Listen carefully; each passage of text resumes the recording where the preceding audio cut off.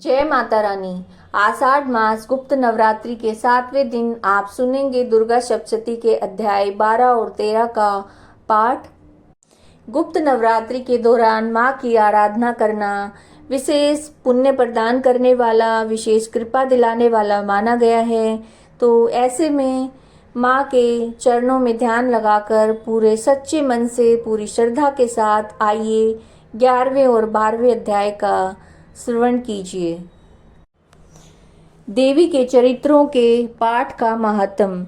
मैं 3 नेत्रों वाली दुर्गा देवी का ध्यान करता हूँ। उनके श्रीअंगों की प्रभा बिजली के समान है। वे सिंह के कंधे पर बैठी हुई भयंकर प्रतीत होती हैं। हाथों में तलवार और ढाल लिए अनेक कन्याएं उनकी सेवा में खड़ी हैं। वे अपने हाथों में चक्र, गदा, तलवार, ढाल, बाण, धनुष, पास और तर्जनी मुद्रा धारण किए हुए हैं। उनका स्वरूप अग्निमय है। वे माथे पर चंद्रमा का मुकुट धारण करती हैं। देवी बोली, देवताओं, जो एकाग्रचित होकर प्रतिदिन इन स्तुतियों से मेरा स्तवन करेगा, उसकी सारी बाधाएं मैं निश्चय ही दूर कर दूंगी। जो मधुकैटभ का नाश, महिषासुर का वध तथा शुम्भ निशुम्भ के संहार के प्रसंग का पाठ करेंगे तथा अष्टमी, चतुर्दशी और नवमी को जो एकाग्रचित होकर भक्ति पूर्वक मेरे उत्तम महात्म का श्रवण करेंगे, उन्हें कोई पाप छू भी नहीं सकेगा। उन पर पाप जनित आपत्तियां भी नहीं आएंगी। उनके घर में कभी दरिद्रता नहीं होगी और उनको कभी प्रेमी जनों के बिछोह का कष्ट भी नहीं भोगना पड़ेगा। इतना ही नहीं, उन्हें शत्रु से, लुटेरों से, राजा से, शस्त्र से, अग्नि से तथा जल की राशि से कभी भी भय नहीं होगा। इसलिए सबको एकाग्रचित होकर भक्ति पूर्वक मेरे इस महात्म को सदा पढ़ना और सुनना चाहिए। ये परम कल्याण कारक है। मेरा महात्म महामारी जनित समस्त उपद्रवों तथा आध्यात्मिक आदि तीनों प्रकार के उत्पातों को शांत करने वाला है। मेरे जिस मंदिर में प्रतिदिन विधि पूर्वक मेरे इस महात्म का पाठ किया जाता है, उस स्थान को मैं कभी नहीं छोड़ती। वहाँ सदा मेरा सन्निधान बना रहता है। बलिदान, पूजा, होम, महोत्सव के अवसरों पर मेरे इस चरित्र का पूरा पाठ और श्रवण करना चाहिए। ऐसा करने से मनुष्य विधि को जानकर या बिना जाने भी मेरे लिए जो बलि, पूजा, होम करेगा, उसे मैं बड़ी प्रसन्नता के साथ ग्रहण करूंगी। शरद काल में जो वार्षिक महापूजा की जाती है, उस अवसर पर जो मेरे इस महात्म को भक्ति पूर्वक सुनेगा, वह मनुष्य मेरे प्रसाद से सभी बाधाओं से मुक्त तथा धन, धान्य और पुत्र से संपन्न होगा। इसमें तनिक भी संदेह नहीं है। मेरे इस महात्म, मेरे प्रादुर्भाव की सुंदर कथाएं तथा युद्ध में किए हुए मेरे पराक्रम सुनने से मनुष्य निर्भय हो जाता है। मेरे महात्म का श्रवण करने वाले पुरुषों के शत्रु नष्ट हो जाते हैं। उन्हें कल्याण की प्राप्ति होती है। उनका कुल आनंदित रहता है। सर्वत्र शांति क्रम में बुरे स्वप्न दिखाई देने पर तथा ग्रह जनित भयंकर पीड़ा उपस्थित होने पर मेरा महात्म श्रवण करना चाहिए। इससे सब विघ्न तथा भयंकर ग्रह पीड़ाएं शांत हो जाती हैं और मनुष्यों द्वारा देखा हुआ दुःस्वप्न भी शुभ स्वप्न में परिवर्तित हो जाता है। बाल ग्रहों से आक्रांत हुए बालकों के लिए यह महात्म शांति कारक है तथा मनुष्यों के संगठन में फूट होने पर अच्छी प्रकार मित्रता कराने वाला होता है। यह महात्म समस्त दुराचारियों के बल का नाश करने वाला है। इसके पाठ मात्र से राक्षस, भूत और पिशाचों का नाश हो जाता है। मेरा ये महात्म मेरे सामीप्य की प्राप्ति कराने वाला है। पशु, पुष्प, अर्घ्य, धूप, दीप, ग्रंथ आदि उत्तम सामग्रियों से पूजन करने से, ब्राह्मणों को भोजन कराने से, होम करने से, प्रतिदिन अभिषेक करने से, नाना प्रकार के अन्य भोग अर्पण करने से तथा दान देने आदि से 1 वर्ष में जो मेरी आराधना की जाती है, उससे मुझे जितनी प्रसन्नता होती है, उतनी ही प्रसन्नता मेरे इस उत्तम चरित्र का एक बार श्रवण करने मात्र से हो जाती है। यह महात्म श्रवण करने पर पापों को हर लेता है, आरोग्य प्रदान करता है, मेरे प्रादुर्भाव का कीर्तन समस्त भूतों से रक्षा करता है। यह मेरा युद्ध विषयक चरित्र दुष्ट दैत्यों के संहार करने वाला है। इसके श्रवण करने से मनुष्यों को शत्रुओं का भय नहीं रहता।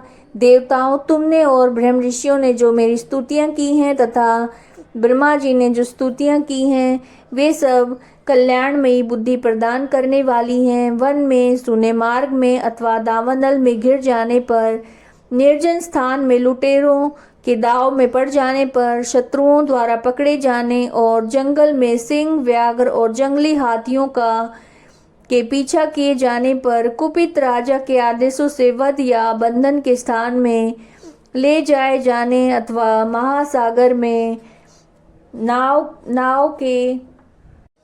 नाव पर बैठने के बाद भारी तूफान से नाव के डगमगा जाने पर और अत्यंत भयंकर युद्ध में शस्त्रों का प्रहार होने पर अथवा वेदना से पीड़ित होने पर, बहुना सभी भयानक बाधाएं उपस्थित होने पर जो मेरे इस चरित्र का स्मरण करते हैं, वह मनुष्य संकट से मुक्त हो जाते हैं। मेरे प्रभाव से सिंह आदि हिंसक जंतु नष्ट हो जाते हैं तथा लुटेरे और शत्रु भी मेरे चरित्र का स्मरण करने वाले पुरुष से दूर भागते हैं।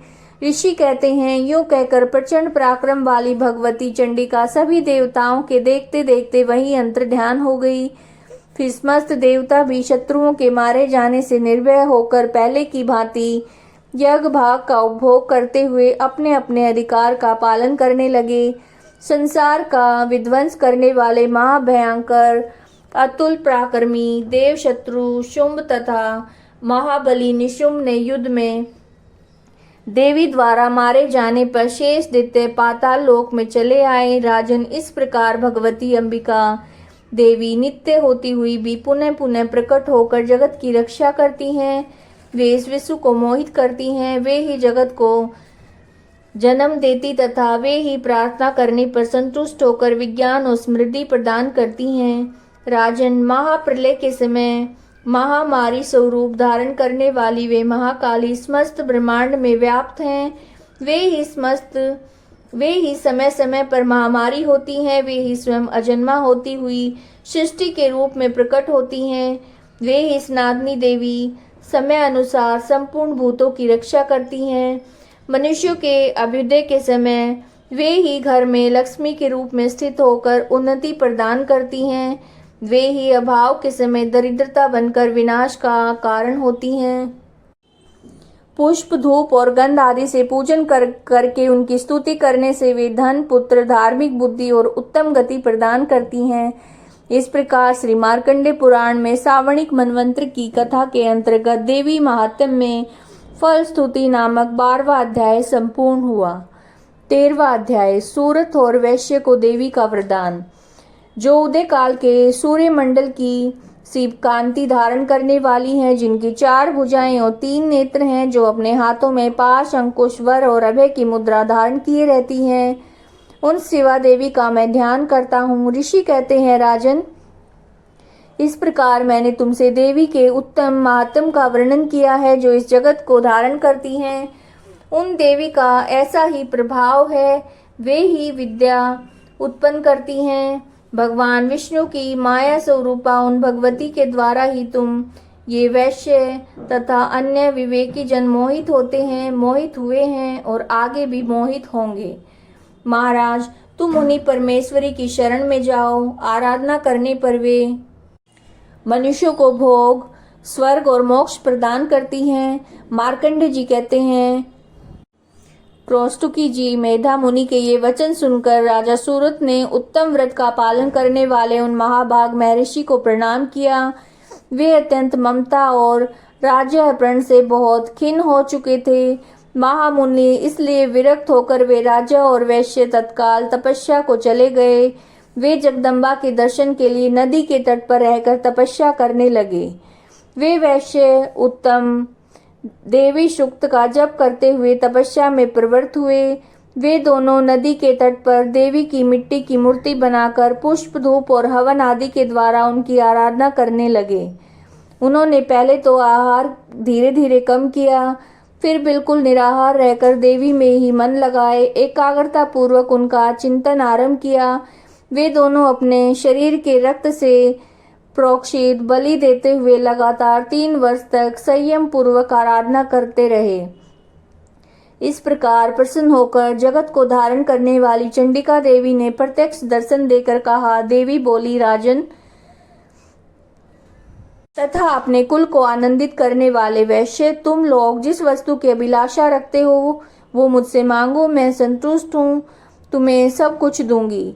मार्कंडे जी कहते हैं, तब राजा ने दूसरे जन्म में नष्ट न होने वाला राज्य मांगा और तथा इस जन्म में शत्रुओं की सेना को बलपूर्वक नष्ट करके पुनः अपना राज्य प्राप्त कर लेने का वरदान मांगा। वैश्य का चित्त संसार की ओर से खिन्न और विरक्त हो चुका था। वे बड़े बुद्धिमान थे, अतः उस समय उन्होंने तो ममता और अहंता रूप आसक्ति का नाश करने वाला ज्ञान मांगा। देवी बोली, राजन तुम थोड़े ही दिनों में शत्रुओं को मारकर अपना राज्य प्राप्त कर लोगे। अब वहां तुम्हारा राज्य स्थिर रहेगा। फिर मृत्यु के पश्चात तुम भगवान विवस्वान के अंश से जन्म लेकर इस पृथ्वी पर सावर्णिक मनु के नाम से विख्यात होगे। वैश्यवर्य, तुमने भी जिस वर को मुझसे प्राप्त करने की इच्छा की है उसे मैं देती हूँ। तुम्हें मोक्ष के लिए ज्ञान प्राप्त होगा। मार्कंडे जी कहते हैं, इस प्रकार उन दोनों को मनोवांछित वरदान देकर उनके द्वारा भक्ति पूर्वक अपनी स्तुति सुनकर देवी अंबिका तत्काल अंतर्ध्यान हो गई। इस तरह देवी से वरदान पाकर क्षत्रियों में से सूर्य से जन्म लेकर सावर्णी नामक मनु होंगे। इस प्रकार श्री मार्कंडे पुराण में सावर्णिक मनवंतर की कथा के अंतर्गत देवी महात्म में सूरत और वैश्य को वरदान नामक 13वां अध्याय संपूर्ण हुआ।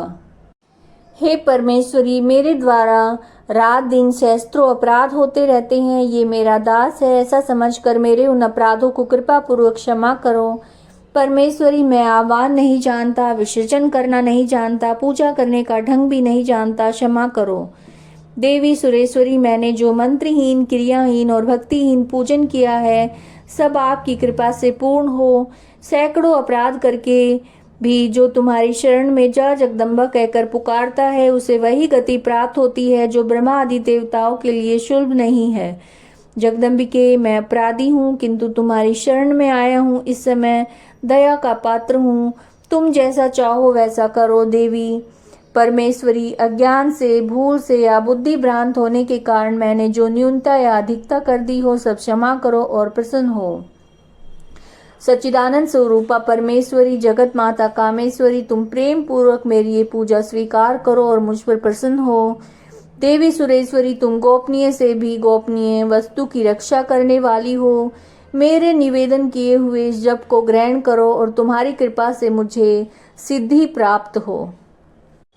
उम्मीद है वीडियो आपको अच्छी लगी होगी। अगर वीडियो पसंद आई है तो लाइक कीजिएगा, ज़्यादा से ज़्यादा शेयर कीजिएगा, चैनल को सब्सक्राइब कीजिएगा, कमेंट में जय माता दी जरूर लिखिएगा।